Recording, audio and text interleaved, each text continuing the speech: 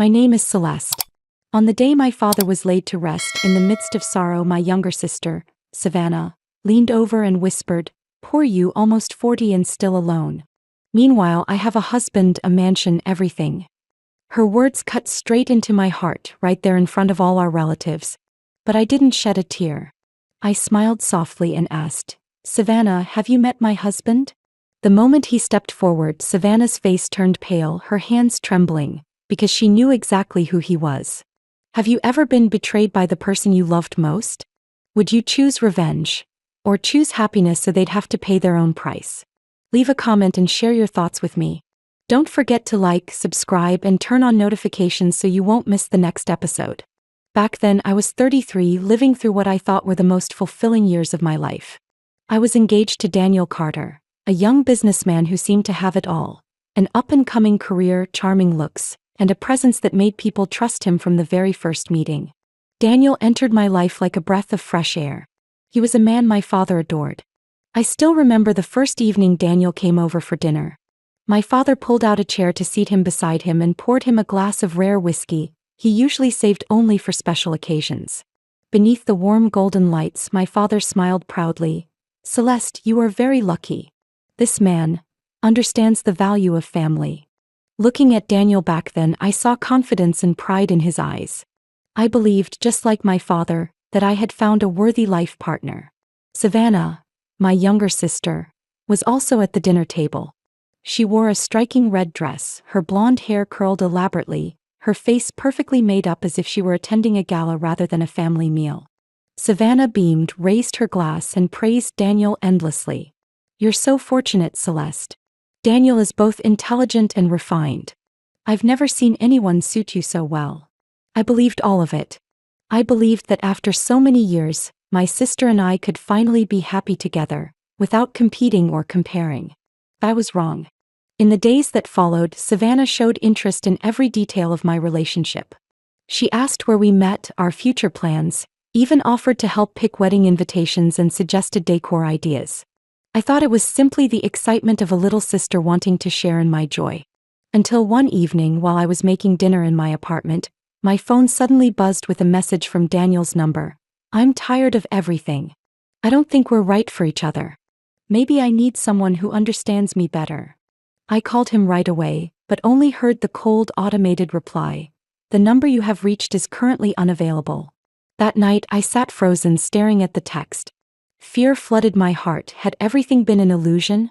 The next day, Daniel showed up at my office as if nothing had happened. He smiled and kissed my cheek. "Celeste, are you okay? You look pale." I showed him the message on my phone. He looked truly shocked. "I never sent that. I was in a meeting with clients all last night." I was confused. If it wasn't him, then who? That question haunted me for days. I started to doubt everything. Time passed and strange messages kept coming. Once I received another text from Daniel's number. "I'm tired of our evenings together. Savannah is much more exciting." When I confronted him, Daniel insisted he didn't send it. But suspicion grew like a crack in glass, creeping between us. I started interrogating him. He became irritable, worn out. Our once sweet love turned into tense, cold days. One night, I decided to face Savannah. I handed her my phone, my voice trembling. "Do you know anything about this? Someone is trying to destroy me and Daniel." Savannah widened her eyes and gently touched my shoulder, her face full of sympathy. "Sis, do you really think I'd do that? I would never dare. But you should be careful. Men change quickly." In her eyes, a flicker I couldn't quite name appeared. Not worry, but a hidden happiness. I ignored it. Not until the truth hit me did I understand.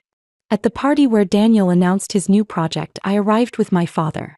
In that luxurious space, I watched Daniel hold Savannah's hand and publicly declare, "This is the woman I love, the one who will stand beside me in everything." My father was stunned, squeezing my arm tightly. I could barely stand, my mind blank. Savannah didn't look at me, but her lips curved into a victorious smile. Right then, every piece fell into place. Savannah had forged the messages. She had planted doubt and torn my trust apart. And Daniel had chosen her without hesitation. The humiliation of that day was beyond comparison. In front of friends, partners, and my own father, I became the abandoned one, an outsider in my own life. I left the party, walking away from whispers, music, and the pitying glances of relatives. My father said nothing on the drive home. When the car stopped in front of the house, he placed a hand on my shoulder and said gently, "Celeste, sometimes betrayal is the way life shows you who truly deserves you. Don't let this pain define you." I nodded as tears streamed down my face. From that moment, I knew I had to leave everything behind and begin again. I left my hometown just days after Daniel chose Savannah. Everything happened so fast I barely packed anything. A few rushed suitcases, a couple of boxes of books and clothes, and what little money I had left in my bank account. I drove overnight from Oregon to Seattle, a nearly 4-hour drive that felt like the longest journey of my life. In the dark, unfamiliar road signs appeared then vanished, as if I were severing every last thread tying me to my past. Seattle greeted me with gray rain. I rented a tiny apartment in Capitol Hill, an old building with wooden stairs that creaked under every step. The unit was barely over 400 square feet, with stained walls and a narrow window overlooking a cramped alley where stray cats fought over scraps. The living room and bedroom were one and the same. A folding bed took up half the space. The kitchen was tiny, the sink chipped. The bathroom was damp, the mirror cracked in the corner. I felt like I had hit rock bottom. At first, I tried to make it feel like home. I bought a few small paintings from a flea market and placed a cactus on the windowsill. But nothing could cover the emptiness. Every night, the sound of rain on the roof and traffic outside jerked me awake. I lay still, eyes wide in the darkness, wondering how I had gone from a bride-to-be my father believed in, to a single woman sitting alone in a rundown room in a strange city. Days blurred together. I took any odd job I could find to survive. Handing out flyers, cleaning cafes, doing temporary data entry for a small company. Every dollar I made had to be carefully measured. Rent, utilities, a bit of cheap food. Some days I ate cereal for all 3 meals just to save money. But the hardest moments came unexpectedly. I remember passing the wedding ring display at a supermarket. Cold white lights shone on diamond bands like the one Daniel once gave me. I stopped, my heart tightening. A young couple beside me held hands, smiling as they tried on rings. I couldn't take it. I turned away, letting a tear slip down my cheek, wiping it quickly before anyone noticed. Moments like that brought the memories rushing back. Savannah's smile at the project launch party, my father's pained eyes as he watched me be humiliated, the forged messages, they all cut deep. I felt worthless. The breaking point came on a winter night. The wind cut through my skin. I wandered along the Fremont Bridge, staring down at the dark water below. The city glittered with lights, but inside me there was only darkness. I stood there for a long time, my hands gripping the freezing railing. The thought of ending everything appeared clearly. If I jumped, there would be no more pain, no more memories tormenting me. I took out my phone, intending to delete the last photos as a way of saying goodbye to life. But the screen lit up and the name Maya appeared. Maya, a college friend I hadn't spoken to in years. I hesitated, then answered. Celeste? Is it really you? Oh my God, I thought I'd never hear your voice again. Maya's voice came through, warm and genuine, like a rope pulling me back. I choked up, trying to swallow my tears. Maya? I'm in a really bad place. You can't imagine. Where are you? Right now. I'm on the Fremont Bridge. On the other end, I heard her breathing quicken. Celeste, listen to me. Don't do anything foolish. Stay right there. I'm coming. I let out a bitter laugh. Maya, don't. So late. You don't have to. Yes, I do. She cut me off firmly. You were there for me when I fell apart. Now it's my turn. Don't move. I lowered the phone, my hand trembling. The wind still blew, the water still churned beneath the bridge, but that voice kept me from taking another step. About half an hour later, a car stopped at the end of the bridge. Maya ran toward me, wearing a long sweater, her hair tangled from the wind. She wrapped her arms around me without asking anything. I buried my head into her shoulder and sobbed like a child. You have never been alone, she whispered. In that embrace, I knew I still had a reason to keep going. Not because of Daniel, not to prove anything to Savannah, but for myself. And for the people who truly cared about me like Maya. The first months in Seattle felt like an endless struggle. But eventually I landed a decent job at a small marketing company called Northbridge Creative. The office was in an old building near Fremont, and the air always smelled of roasted coffee and printer ink. It wasn't fancy or slick, but it was full of life. My initial work was simple: answering phones, scheduling meetings, entering data. I remember my first day, sitting at a small desk by the window, an old computer buzzing every time I opened a file. I told myself, at least here no one knows my past. I'm Celeste, the new employee. That was where I met Ruth. She was in her early 50s with speckled gray hair, always wearing a purple wool scarf whether it was hot or cold. Ruth was the only one in the office who smiled at me on the days I could barely force myself to keep going. One afternoon, after hearing me sigh over a difficult client, she set a cup of coffee on my desk and said softly, "Celeste, you don't have to let everything weigh on you like that. I've been where you are, believe me." After a 20-year marriage ended, I thought my life was over too. But then, I learned to stand up again. I looked at her. The sincerity in her eyes made me feel truly seen for the first time. "But how did you get through it?" Ruth sat beside me, her voice gentle. "Therapy. I had a wonderful therapist. She didn't heal me in a day, but she taught me how to hear myself again." That night, I sat by my apartment window, listening to the rain tapping against the ledge. I held the slip of paper Ruth had given me with the name Dear Margaret Lynn and a phone number.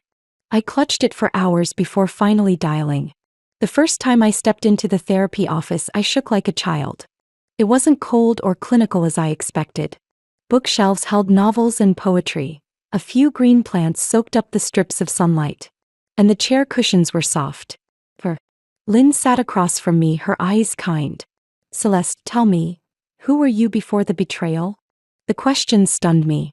I thought she would ask about Daniel, Savannah, the ruined wedding. Instead, she wanted to know about me before all of it.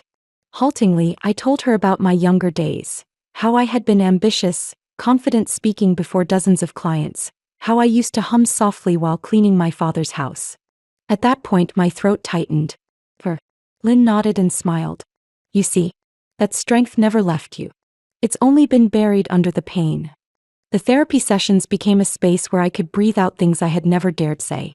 I spoke of the humiliation of being abandoned in front of a crowd, of that night on the Fremont Bridge, of feeling like a worthless shadow.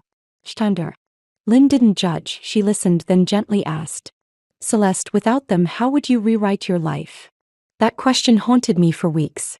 I began jotting things down in a small notebook, things I wanted to try. Joining a book club, playing piano again, walking along the bay every weekend.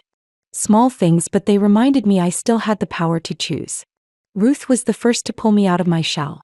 One evening she stopped by my desk and said quietly, "Celeste, my book group meets this Friday night. It's women only, we read and then argue passionately. Come. I think they'll like you." I smiled and shook my head but eventually agreed. That evening I settled into the cozy living room of a suburban house, listening to 8 women of different ages discuss a novel. At first I stayed silent. But when one woman asked, "Celeste, do you think the main character really found herself again?" I spoke up. My voice trembled, but it was clear. After the meeting, I went home and realized I had spent 3 hours without thinking about Daniel or Savannah. For the first time in months, my mind felt free. One afternoon, while sorting through a box of things from home, I found an old envelope. The handwriting was my father's. My hands shook as I opened it. Inside he had written, "Celeste, I know what you've been through. But I believe one day you will find your laughter again. Don't live to repay someone else's pain. Live a life you write for yourself." I folded the letter and pressed it to my chest, tears streaming. My father was gone, but he had left me a guiding light. From that day I began to change. I woke up earlier, walked around Green Lake, and wrote down 3 things I was grateful for each day. I didn't avoid mirrors anymore. And when I looked into my reflection, I saw someone slowly rewriting her life as my father had wished. Life at Northbridge Creative gradually pulled me back into rhythm. I did more than administrative work, eventually joining real projects and being trusted to manage clients. One chilly October morning, with Seattle drizzle outside the window, Janet, the team lead, walked into the office and handed me a thick file. "Celeste, this is a new client. A fairly well-known travel consulting company, Monroe Consulting. They need a marketing campaign for their hotel and resort division." You'll be the lead from now on. I stared at her, nervous and curious. Monroe Consulting, the name sounded familiar. Opening the folder, I found a photo of a man clipped inside. Ethan Monroe, founder, president, and the heart of the company. The first day Ethan walked into the office, time seemed to slow. He wasn't imposing like Daniel once was, but carried a calm steadiness. A simple navy sweater, an old leather watch, warm gray eyes, and a natural smile. He shook everyone's hand. When he got to me, he smiled and said, "Celeste, I'm really looking forward to working with you. I hear you're the one who keeps everything running smoothly around here." His words surprised me. Daniel had never paid attention to details like that. Daniel always talked about big success and reputation, but never acknowledged the small things that made things solid. During the meeting, Ethan didn't boast about his achievements. Instead, he asked thoughtful questions and listened to my answers and the team's. When I suggested focusing on the emotion of feeling at home in hotels, he nodded slowly, jotting it down in his notebook. "I like the way you think," he said, his eyes lighting with genuine interest. "Customers don't buy a service. They want to feel welcomed, understood. That idea fits perfectly with what I'm aiming for." The compliment made me blush. It had been so long since my voice had felt truly valued. In the weeks that followed, we worked closely. Ethan always arrived a few minutes early and always brought an extra coffee. "I'm not sure what you like, but I figure anyone working in the morning needs caffeine." I laughed as he handed me a vanilla latte, the exact kind I loved most. Gradually, our work conversations drifted into personal ones. He told me about his childhood in Portland, about his aging mother living alone who depended on him. I shared stories about rainy days in Seattle, about the book club Ruth had dragged me into. Ethan listened intently, never interrupting, occasionally asking small questions that made me feel truly seen. One Friday afternoon after a meeting ended, he hesitated at the door. "Celeste, I know this might be personal, but would you like to have dinner? No work talk. Just to talk." I paused. The scars from Daniel made me cautious. But Ethan's eyes were so sincere that I couldn't bring myself to say no. "All right." We went to a small restaurant in Fremont, a place lit with warm yellow lights and the scent of wood-fired pizza. He placed a bouquet of white tulips in front of me. "I heard you mention tulips in last week's meeting. I thought, maybe this would make you happy." I held the flowers, speechless with surprise. It was a kind of attentiveness I had never received before. Evenings like that continued. Walking around Green Lake, drinking coffee at little sidewalk shops, sitting on park benches talking about our favorite books. I began to realize my heart no longer felt as heavy as before. After 2 years, we were married. A simple wedding on an Oregon beach, surrounded by close friends with Ruth as my bridesmaid. While placing the ring on my finger, Ethan looked into my eyes and whispered, "Celeste, you don't need to prove anything to the world anymore. Just being yourself, with me, is enough." Tears streamed down my face, but this time not from pain but from happiness. We built a small but fulfilling life in Seattle. I had a stable job. He continued expanding his company, yet always made time for family. I thought I had finally closed the past.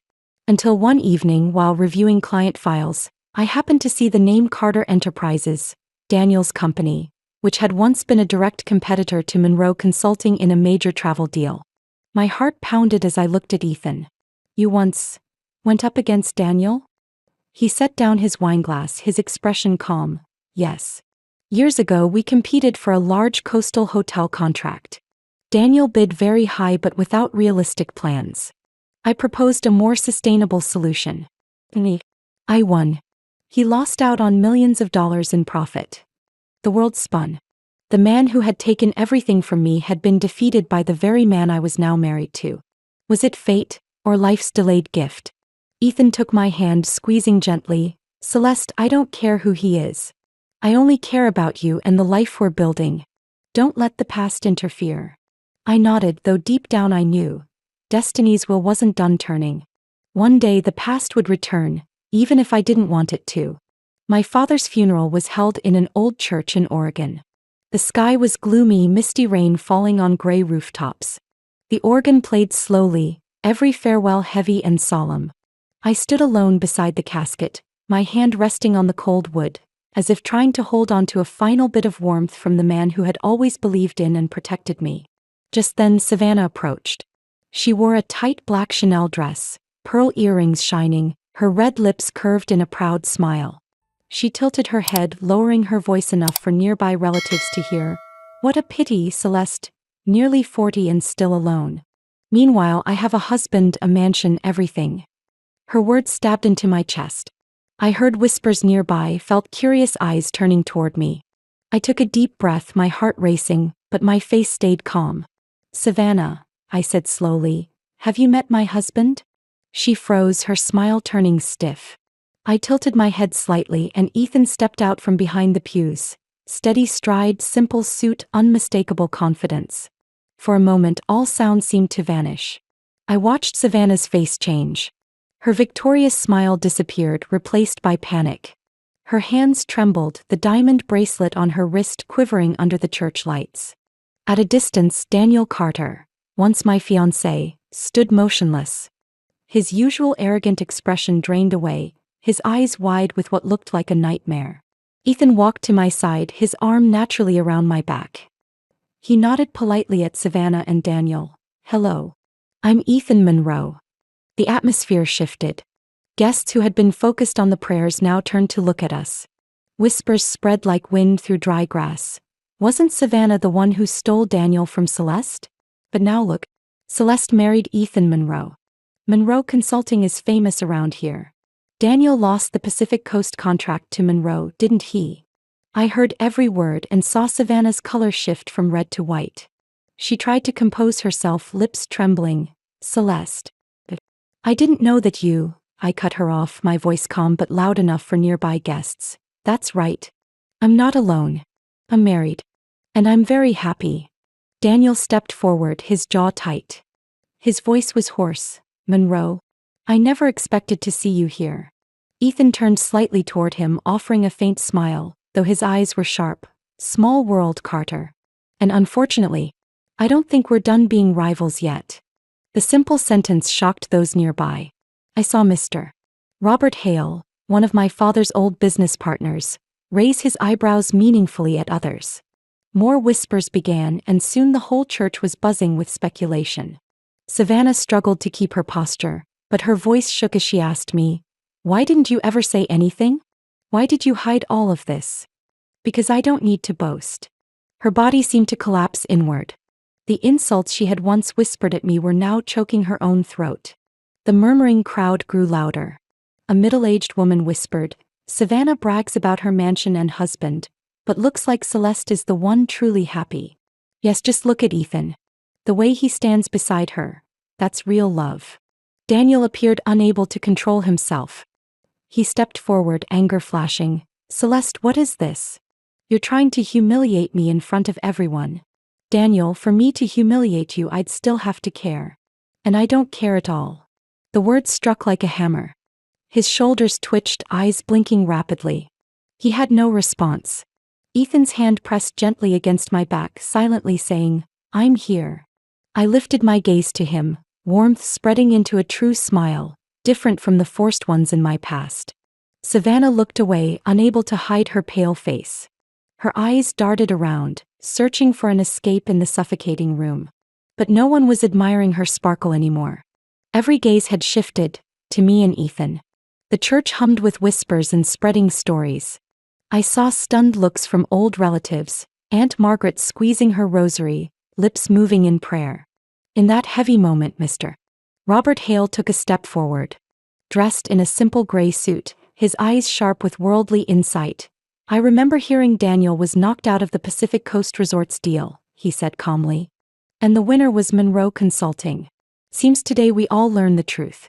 Quite a coincidence, or shall we call it destiny? The volume of whispers rose. People in the back rows leaned forward for a better look. I saw my father's old friends exchanging amused glances, some even smirking. Savannah grabbed Daniel's arm and whispered frantically, Enough, Daniel, stop it. But he yanked his arm free, his last bit of control crumbling. You people don't understand anything. Daniel shouted. Celeste has always been jealous of me and Savannah. He wants to shame us. She never knew how to keep a man. His voice rang against the high ceiling, echoing harshly. I felt a mix of pity and contempt from the crowd turning toward me. I took a breath, steadying myself. Daniel, you're revealing your own truth. I don't have to shame you, you're doing it yourself. Savannah trembled, trying to intervene. Celeste, please. Don't say that.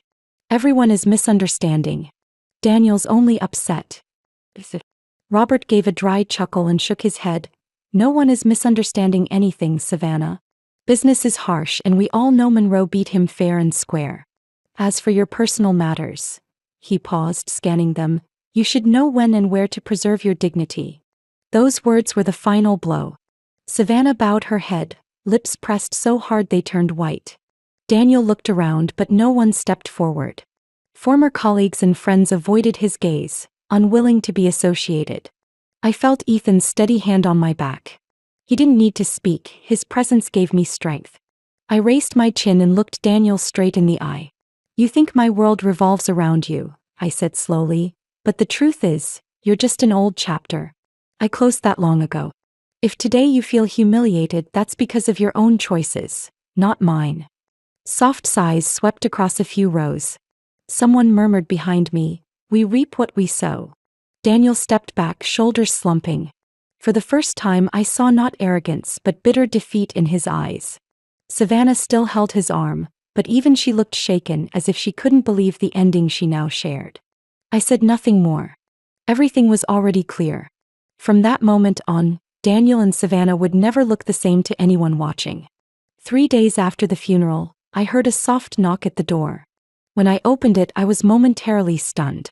The woman standing in front of me was Savannah, but no longer the elegant figure she used to be.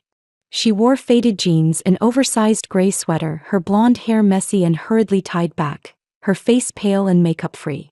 Her eyes were swollen, deep dark circles making her look at least a decade older. Celeste. Her voice was hoarse, almost breaking. Can I come in? Part of me wanted to close the door and tell her I no longer had anything to do with her world. But I remembered our childhood, the two of us drawing under the porch, whispering at night before we fell asleep.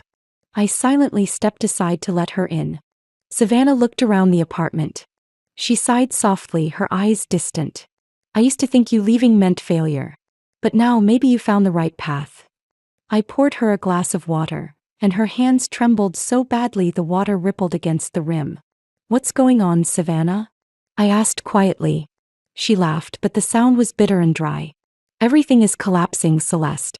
Everything I was proud of was just an illusion. Her voice shook as she explained. Daniel had borrowed money everywhere to maintain their luxurious lifestyle. The mansion she once flaunted was heavily mortgaged. The luxury cars in the garage were leased. Her dazzling jewelry collection, mostly bought on credit from a jeweler, was now being pursued by creditors. He put everything under my name, Savannah sobbed. The debts, the contracts, even the credit cards. I signed without reading, thinking he loved me, that he'd protect me. Now, the bank is sending notices to seize the mansion. I have nothing left. Before me, the woman once radiant in designer dresses, once proudly declaring she had everything, was now curled up like a lost child. But that wasn't all. Her voice cracked, and the worst. Daniel has someone else. A young assistant at the company. He takes her on business trips, to dinners even. I found messages on his phone. The exact words he once wrote to you. A chill ran through me, not from surprise but from the cruel irony. History was repeating itself, only this time Savannah was the one being betrayed. She buried her face in her hands, sobbing, I stole Daniel from you. I thought I'd won, thought I was happy. But it turns out, I've just followed your footsteps, only in a far more tragic way. I felt no triumph nor the rage I once imagined. Instead, a faint sadness, for her and for the woman I once was. Celeste, why? Why didn't you ever fight back? Why did you let me destroy you, take everything and still stay silent? I waited for you to retaliate, to expose me. But you did nothing. Her question split the air open. I let the ticking of the wall clock fill the silence. I thought of sleepless nights, of that moment on the Fremont Bridge, of my father's letter. I owed her an answer, but I knew it couldn't be simple. Maybe because I didn't want to become like you. You chose that path and now you're paying the price. I chose to leave. I chose to rebuild. She bowed her head, tears dripping onto the wooden table, spreading into dark stains. I opened my father's old journal. The yellowed pages still carried a fading ink scent that reminded me of him. The shaky yet steady handwriting appeared before my eyes as if he were there with us, sighing at his two daughters who once turned their backs on each other. Savannah sat across from me, her eyes swollen, her hair disheveled. She reached to lightly touch the book, her voice raspy. "Do you remember when Dad wrote this journal?" I never paid attention, until now when I've lost everything. I closed the book, holding it tightly. Dad didn't write for the past. He wrote for the future. He believed we would learn something no matter how late. Learn what? I've lost everything. The house, the money, Daniel. It's all ashes. I'm like a beggar knocking on your door. You didn't destroy my life. You only broke it apart. But from that ruin I found my real path. Maybe that's the lesson Dad wanted us to understand. I never thought you could say these things. I always thought you stayed silent because you were weak. I smiled gently, calm. Silence is a choice too. But silence doesn't mean surrender. The kitchen filled with stillness. Outside, the late afternoon light poured through the window, spreading across Savannah's worn face, making her look like both a stranger and the little sister I once knew. I placed my hand over hers, a gesture I had avoided for years. No one is born worthy or unworthy. We become worthy by changing. Savannah broke down again, her sobs echoing through the apartment. I've lost everything, Celeste. But I don't want to lose you. I don't know if there's still a chance. Chance isn't for reclaiming what's gone. It's for starting differently. Her eyes were blurred with tears, but I saw a faint light flickering there, weak yet real. Perhaps she finally understood what true regret meant. And perhaps for the first time I allowed myself to build a fragile bridge for us both to cross. Healing doesn't come in a night. But in that moment, as the clock ticked and our breathing filled the space, I knew one thing. The past can't be erased, but it can become the first brick to build a new bridge. Savannah whispered, as if making a vow to herself, "I'll try, Celeste. I won't ask for forgiveness. But I'll try to start over, to be worthy of Dad and maybe of you too." I saw once more a lost little sister fumbling her way back home. That evening I sat on the porch with Ethan. The last rays of sunlight stretched gold across the garden trees. I held my father's old diary, its pages yellowed, still carrying his familiar ink scent. I turned to the final page where firm but slightly trembling words appeared. "True victory isn't defeating others but finding yourself again. If one day my daughter understands this, I believe she will be happy." I read the sentence over and over as if each word soaked into my heart. A gentle breeze swept the porch, making the page flutter as if it breathed with me. I smiled, laid my hand on the words and whispered, "Not for him anymore but for myself. I don't need to win against Savannah or Daniel. I only need to find myself. And I have." Ethan stayed silent, his eyes looking into the distance, giving me space. He didn't interrupt. He placed his warm hand over mine, a quiet but complete gesture. Looking at my father's handwriting, I realized he wasn't writing only for himself, but for us, his daughters who had once lost their way. Savannah learned the value of remorse through pain, while I discovered strength through ruin. I closed the diary, holding it like a part of my memory. I thought of my father, a man who never raised his voice, yet each word and action of his carried the deepest lessons. I could almost hear him in the evening breeze saying, "My daughter, you don't need to prove anything to anyone. You just need to live true to yourself." Ethan gently pulled me to rest my head on his shoulder. We sat that way for a long time, watching the sunset fade. Children's laughter from next door, a dog barking in the distance. Everything felt so beautifully ordinary. I once thought peace was unreachable, yet now it was here. Simple, warm, unassuming. I whispered, there was a time I believed I had lost everything. But now I understand. When we lose what wasn't real, only then do we have space to receive what truly belongs to us. Ethan squeezed my hand, and I believe this is just the beginning. You've walked through the darkness, so you know how to treasure the light. The diary in my hand wasn't just a keepsake. It was a guiding lantern. My father was right. In the end, it isn't about defeating anyone. It's about conquering yourself.